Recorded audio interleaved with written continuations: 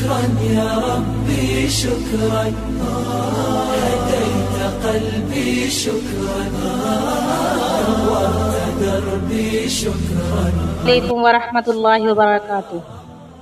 حیرت انگیز واقعات ہم آپ کے سامنے بیان کر رہے ہیں، انشاءاللہ ضرور ہماری زندگی کو بدل ڈالیں گے۔ محمد شاہ ایک بادشاہ گزرا ہے۔ محمد شاہ ایک بادشاہ گزرا ہے۔ ایک مرتبہ وہ اپنے سپاہیوں کے ساتھ شکار کو نکلا۔ بادشاہ سلامت شکار کھیل رہے تھے۔ سپاہیوں کے ہاتھ ایک بوڑھی عورت کی گائے آ گئی۔ انہوں نے اسے ذبح کر کے اس کا گوشت بھون کر کھا لیا۔ بڑھیا نے کہا کہ مجھے پیسے دے دو تاکہ میں کوئی اور گائے خرید لوں۔ انہوں نے پیسے دینے سے انکار کر دیا۔ اب وہ بڑی پریشان ہوئی۔ اس نے کسی عالم کو بتایا کہ میرا تو روزی کا دار و مدار اسی گائے پر تھا۔ یہ سپاہی اس کو بھی کھا گئے ہیں اور اب پیسے بھی نہیں دیتے، اب میں کیا کروں؟ انہوں نے کہا کہ بادشاہ نیک آدمی ہے، لہٰذا تم ڈائریکٹلی جا کر بادشاہ سے شکایت کرو۔ اس نے کہا کہ مجھے یہ سپاہی آگے نہیں جانے دیتے۔ انہوں نے کہا کہ میں تجھے ایک طریقہ بتاتا ہوں کہ بادشاہ کو پرسوں اپنے گھر جانا ہے۔ اس کے گھر کے راستے میں ایک دریا ہے اور اس کا ایک ہی پل ہے، وہ اس پر سے لازمی گزرے گا۔ تم اس پل پر پہنچ جانا، اور جب بادشاہ کی سواری وہاں سے گزرنے لگے تو اس کی سواری ٹھہرا کر تم اپنی بات بیان کر دینا۔ چنانچہ تیسرے دن بڑھیا وہاں پہنچ گئی۔ بادشاہ کی سواری پل پر سے اتری۔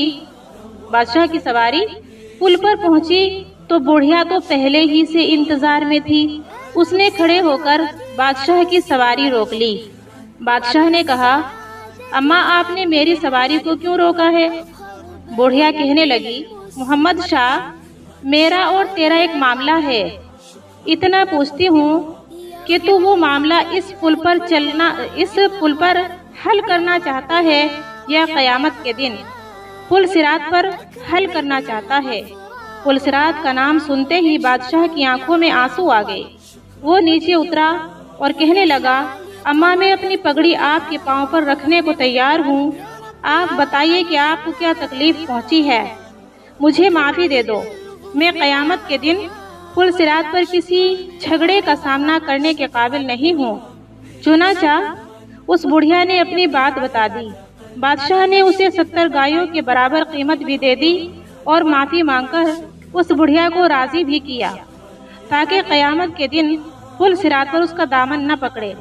اس سے ہمیں یہ سبق حاصل ہوتا ہے کہ حقوق العباد ہمیں اچھے سے ادا کرنے چاہیے۔ کسی کا کوئی بھی حق اگر ہم نے یہاں سلب کر لیا تو قیامت کے دن پل صراط پر روک لیا جائے گا اور طرح طرح کی مشکلات کا سامنا کرنا پڑے گا جو انسان کے بس سے باہر ہے۔